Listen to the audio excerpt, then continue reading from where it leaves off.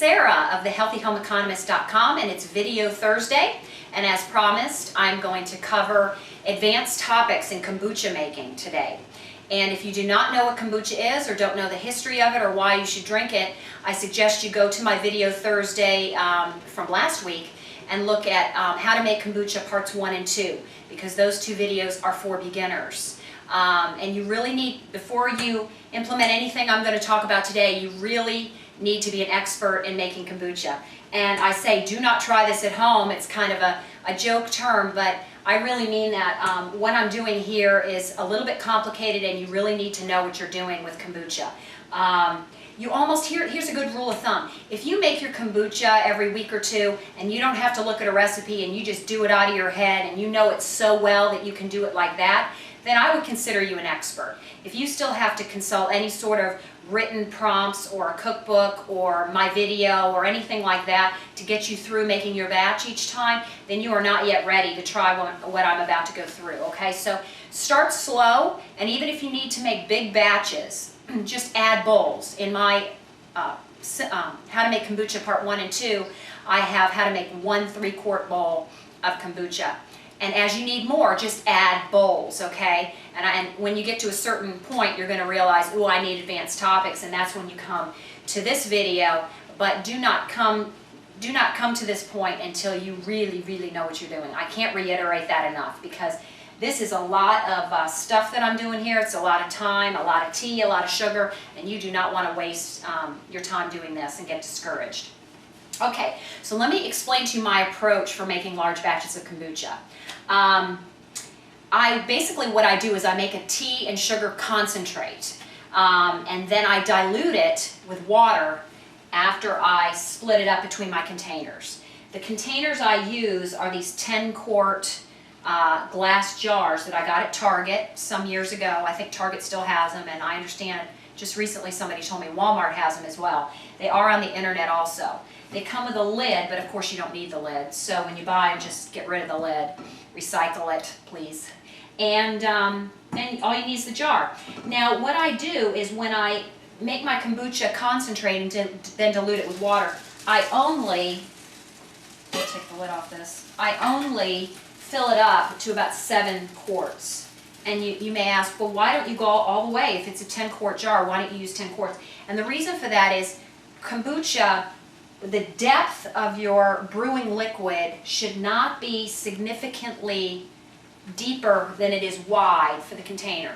So you can see how wide this container is. I'm guessing 7 inches, maybe 8 inches. You shouldn't go much deeper than that for your liquid. So if you went all the way to the top here, likely chances are the brew wouldn't take and it would fail. So I only go to about the 7-quart mark on each of these jars. So between each of these jars, I'm making basically a 21-quart batch, and I do this about every 2 weeks in our house. Okay, so now that we've gone over the jars and the containers, we can talk about the boiling container. I have a 16-quart stainless steel stock pot here, and I'm boiling 15 quarts of water in it right now, and the water is boiling and it's ready to go. So after the water's boiling, I'm going to take my sugar and that we talked about in the earlier video, and you know how to do this. I'm basically, even though there's only 15 quarts of water in here, I'm going to put enough sugar in there for 21 quarts of kombucha to brew. Does that make sense? And then after the water boils with the sugar water for 5 minutes, as you know, we remove it from the heat, and then we add tea, and I'm going to add enough tea to brew 21 quarts of kombucha. But this is only a 15-quart stock pot. So you see what I'm saying when I say that I'm creating a sugar tea water concentrate. Okay, so now we're going to move on to the first step. I've got 15 quarts of water boiling here. I've got 7 cups of sugar here. And if you notice, let's do the math here real quick with me to make sure I'm right.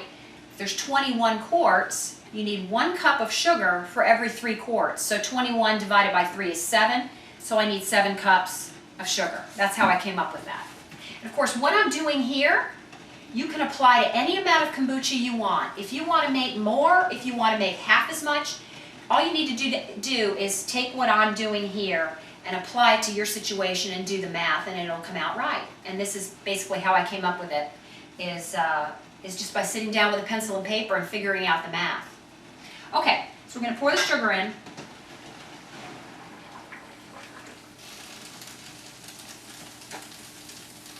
You're going to need a super long wooden utensil because a 16-quart stock pot is quite deep. You don't want to burn yourself, so get yourself a nice long wooden spoon.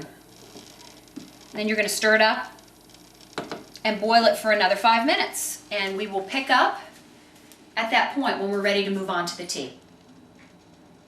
We're back with Kombucha Advanced Topics, and the water has boiled with the correct amount of sugar in it. We're now going to remove the stock pot from the heat, and we're going to add the tea.